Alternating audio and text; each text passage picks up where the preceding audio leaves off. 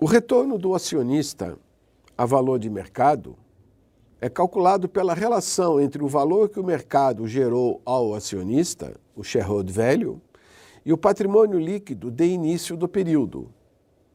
Em outras palavras, representa quanto que o acionista ganhou de dividendos e variação patrimonial líquido em relação ao capital investido no início do período. O retorno do acionista deve ser confrontado sempre com o custo de oportunidade do capital próprio, indicando se houve agregação ou destruição de valor. Essas duas medidas devem sempre ser analisadas em conjunto, para se obter conclusões mais corretas sobre a capacidade da empresa em criar valor no período. A medida do valor criado ao acionista de mercado pode ser obtida de duas formas, com o mesmo resultado. O valor criado ao acionista é igual à diferença entre o shareholder value e o custo de capital próprio, obtido pelo produto do patrimônio líquido inicial e o custo de capital próprio, ou pelo produto do patrimônio líquido a valores de mercado, pelo spread econômico gerado.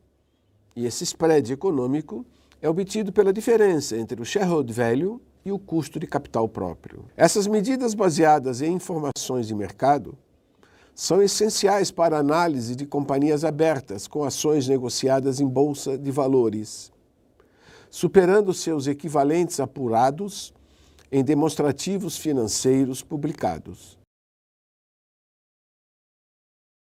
O EBITDA, em uma tradução livre, são as iniciais em inglês de lucro antes dos juros, impostos, depreciação e amortização, conhecido na literatura também por LAGIDA. De outra forma, pode ser expresso como lucro operacional antes do imposto de renda, mais a depreciação e amortização. Há diversas formas alternativas de se apurar o EBITDA das empresas, não seguindo necessariamente esses cálculos a formulação sugerida. Muitas vezes são excluídos do cálculo do EBITDA resultados financeiros do exercício provenientes de aplicações financeiras, resultados provenientes de aluguéis e assim por diante. Com isso, tem-se um EBITDA mais puro, calculado exclusivamente do negócio. Outras vezes ainda não são consideradas despesas não recorrentes, apurando-se com isso o EBITDA antes das despesas recorrentes. O EBITDA representa a geração operacional bruta de caixa, sendo bastante empregado na análise de balanços, principalmente como um indicador de cobertura de juros. Quantas vezes a empresa se mostra capaz de gerar caixa de suas operações acima das despesas com juros assumidas. E também como múltiplo de valor. Nesse caso, o valor de mercado da empresa é expresso em quantidades de EBITDAs. É importante ter-se conhecimento de duas limitações no cálculo do EBITDA. O EBITDA passa a ideia de uma posição de liquidez da empresa, de sua capacidade de pagamento. Porém, ela não é sempre verdade. É uma medida de geração de caixa calculada pelo regime de competência e não pelo regime de caixa. O EBITDA não considera as despesas com juros e empréstimos, as amortizações de principal previstas e as despesas com imposto de renda. Deve ser compreendido como uma geração bruta de caixa e não como um caixa disponível da empresa. O EBITDA também não incorpora as necessidades de reinvestimentos, como CAPEX e giro da empresa.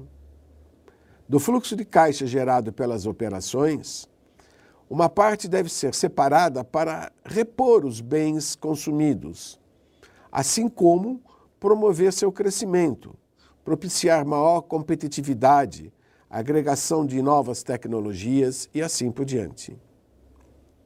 A medida mais importante para o analista é o fluxo de caixa livre, o free cash flow, calculado após as necessidades totais de reinvestimentos previstas para a empresa. O EBITDA de empresas de tecnologia, com ativos de curtíssimo prazo e reinvestimentos constantes, demonstra menor potencial de caixa livre. O ROI, entendido como retorno do investimento, ele é calculado pela relação entre o NOPAT, o lucro operacional líquido do imposto de renda, e o capital investido.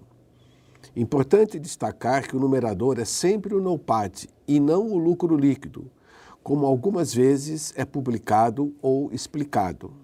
A avaliação do ROI deve ser desenvolvida mediante comparação com o WACC, ou seja, com o custo total de capital, apesar do retorno ser geralmente uma medida obtida pelo regime de competência contábil, e o WACC, uma medida de retorno econômico de mercado exigida pelos investidores. O ROI é uma medida de único período, ignorando eventos que ocorrem além do período atual. O cálculo do ROI pela média reduz, porém não elimina esse problema. O método do fluxo de caixa descontado considera explicitamente os fluxos de caixa ao longo do período de previsão. Tanto o numerador como o denominador do ROI podem também ser afetados por alocações contábeis, muitas vezes arbitrárias. A taxa de crescimento de novos investimentos é uma variável importante que afeta o retorno do investimento. O ROI das empresas em crescimento costuma ser menor que aquele apurado em empresas sem crescimento. Enquanto o fluxo descontado de caixa depende de resultados previstos, o ROI contábil depende de investimentos passados, não depreciados. Se duas empresas ou duas unidades de negócio com estratégias e expectativas idênticas, porém uma delas apresentar uma base de investimento inicial maior, ela terá menor ROI durante o período futuro.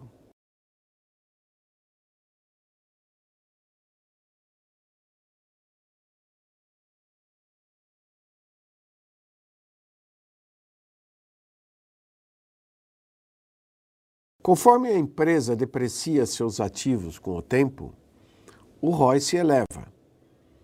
Empresas com mercado mais estável, que demandam investimentos mais lentos, costumam apresentar um ROI maior que aquelas inseridas em mercados mais competitivos, que exigem maiores e mais constantes investimentos.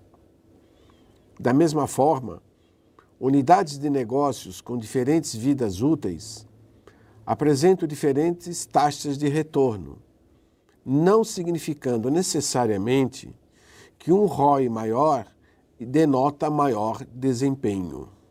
Ao se apurar o ROI de balanços publicados, deve-se destacar que se está relacionando o lucro operacional líquido do imposto de renda, o NOPAT, obtido segundo critérios contábeis, não com o capital investido no negócio, como o ROI é tradicionalmente conceituado, mas com o valor de descontinuidade da empresa. O resultado dessa relação não é de fácil interpretação para análise de balanços. Muitas vezes ainda é determinado o ROI pelo capital investido a valores de mercado. As limitações para esse cálculo são ainda maiores. Relaciona-se o lucro operacional contábil, obtido em algum momento passado, com um investimento expresso a valor presente. Esse investimento a mercado inclui retorno de novos investimentos futuros, novos cenários e pressupostos de crescimento. Evidentemente, os valores não se relacionam.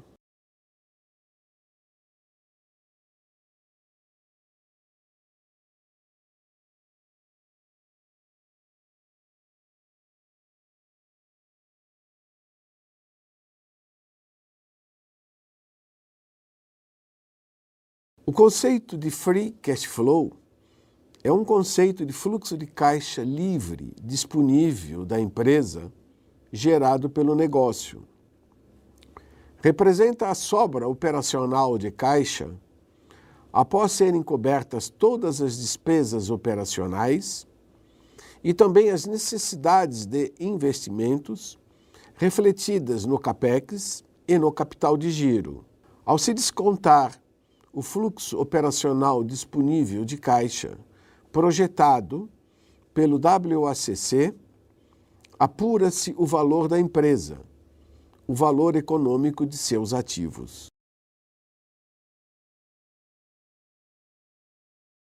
Vou resumir um pouco alguns perfis de empresas que são importantes de serem identificados como uma etapa prévia da análise de balanços.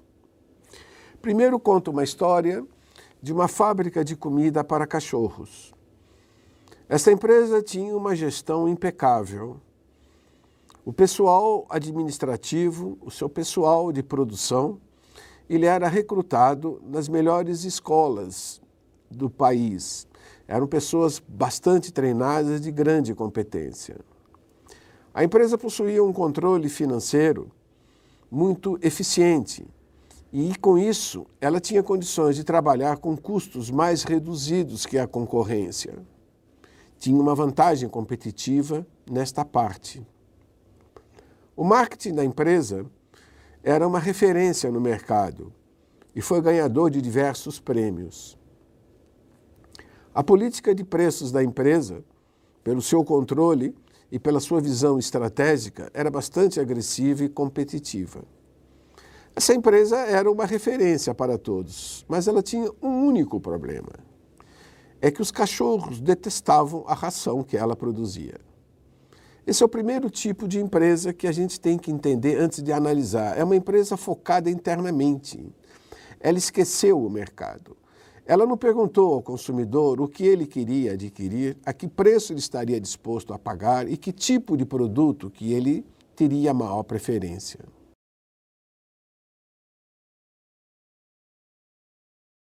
Um outro tipo de empresa é aquela focada nos resultados financeiros.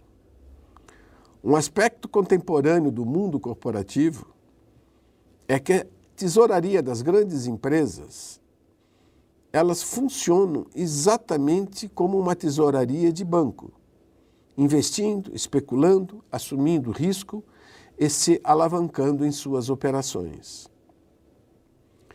É possível verificar que boa parte dos ativos das companhias abertas não financeiras não tem origem operacional. Não são formados a partir de suas atividades objeto.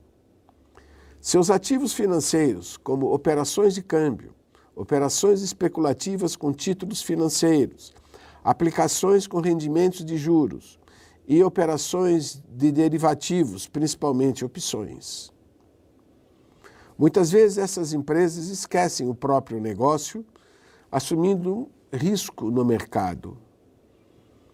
Tivemos em anos recentes alguns exemplos de insucesso de empresas que se inviabilizaram a partir de fortes perdas no mercado financeiro. É importante separar o retorno, o desempenho genuinamente operacional da empresa daquele proveniente do mercado financeiro.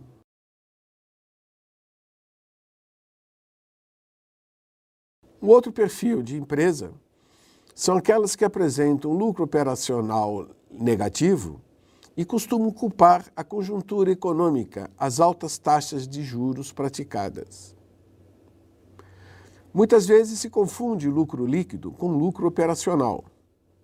O lucro operacional demonstra a viabilidade do negócio, o retorno do capital investido, independente da forma como a empresa é financiada. O lucro líquido, conforme nós comentamos já ao longo da palestra, leva em consideração em seu cálculo tanto o desempenho operacional como os encargos financeiros dos passivos, ou seja, as decisões de ativo e as decisões de financiamento. Desta forma, um resultado líquido negativo pode ser formado pelo fraco desempenho dos negócios ou pela alta alavancagem e juros elevados. É fundamental identificar claramente na análise de balanços a origem de determinado desempenho. Muitas empresas com prejuízos líquidos e alto endividamento, mesmo que liquidasse integralmente suas dívidas, ainda assim apresentariam fraco desempenho operacional, como NOPAT baixo ou até mesmo negativo. Seu problema básico é a inviabilidade do negócio, as estratégias operacionais e de investimentos da empresa. São marcantes os casos da Varig, por exemplo. Dívidas elevadas e altas taxas de juros de mercado agravaram o desequilíbrio da empresa, porém não causaram o problema da empresa.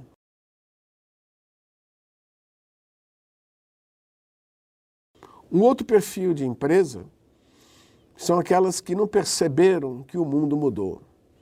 Em verdade, este é o melhor conceito que eu posso entender de crise. Uma empresa está em crise, efetivamente, quando não percebeu que o mercado mudou, que os consumidores mudaram, que a tecnologia evoluiu e, enfim, eles não perceberam que o mundo mudou. As que perceberam tomaram as decisões prévias, como venda, fusões, o caso da Arisco. As que não entenderam tiveram um final de dificuldades financeiras, de inviabilidade dos negócios. Um exemplo recente foram os problemas da General Motors, que teimava em caminhar na contramão do mercado. Na análise de balanços, é importante entender o foco da empresa para melhor interpretar os seus resultados.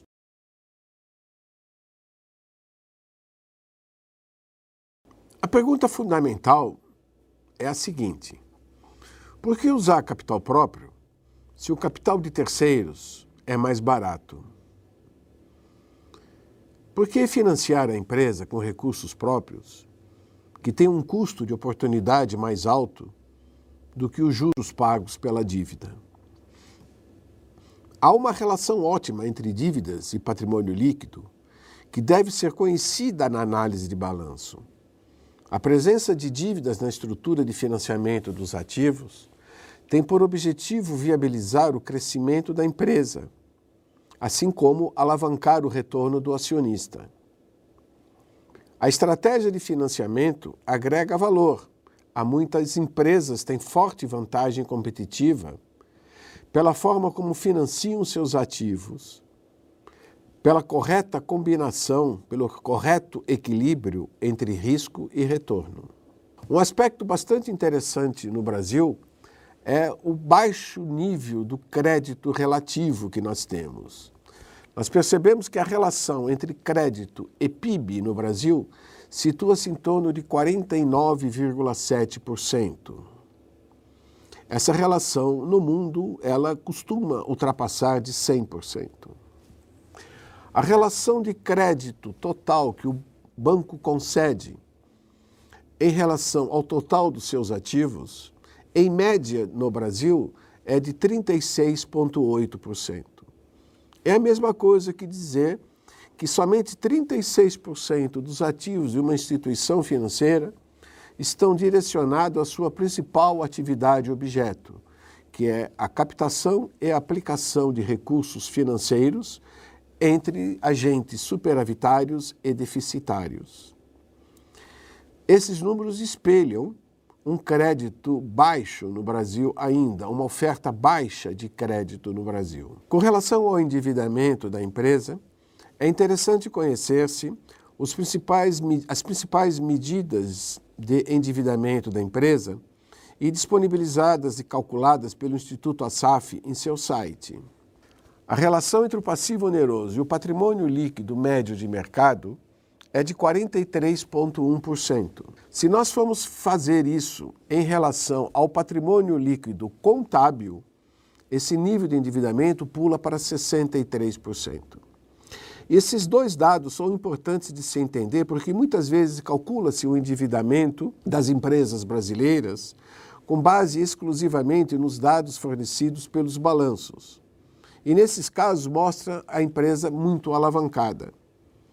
Porém, quando se entende que o valor do patrimônio líquido, o valor dos ativos deve estar expresso a valores de mercado, esse endividamento cai bastante e ele representa um dos mais baixos endividamentos que nós temos. Com 43,1% da relação entre passivo oneroso e patrimônio líquido, indica que aproximadamente 70% dos ativos das empresas brasileiras são financiadas por capital próprio e somente 30% aproximadamente tem a participação de dívidas onerosas.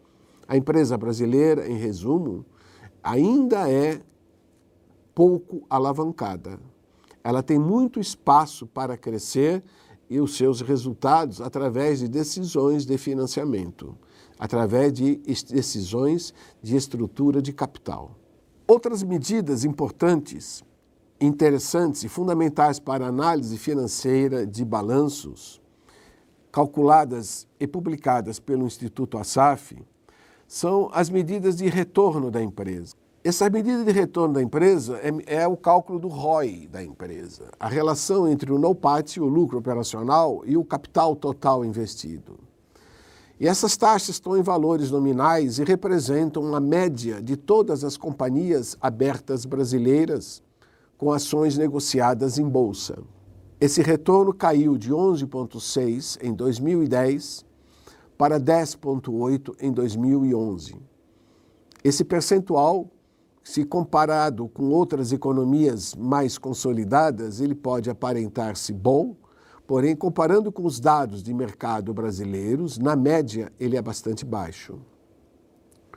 O retorno sobre o capital próprio teve uma queda maior, de 16,3 em 2010 para 12,3 em 2011. O prêmio pelo risco do acionista expressa quanto foi o retorno acima de uma taxa considerada como de mais baixo risco. E, nesse caso, considerou-se a taxa Selic. Em 2011, o prêmio pelo risco do acionista ultrapassou a taxa média Selic do ano somente em 0,7%. Praticamente, na média, os acionistas ganharam uma Selic no investimento em ações. E, finalmente, uma outra medida importante para se ter uma dimensão de como está o mercado das companhias abertas é o ganho do acionista pela alavancagem. Se o acionista ganhou 12,3% de retorno, podemos dizer que 10,8% desses 12% ele ganhou pela aplicação do capital próprio nos ativos, na atividade objeto da empresa. E 1,5% foi o resultado que ele auferiu pela estrutura de capital, pela forma como a empresa foi financiada. Diversos outros indicadores, divididos por segmentos de atividade, estão disponíveis no site para consulta de todos os analistas.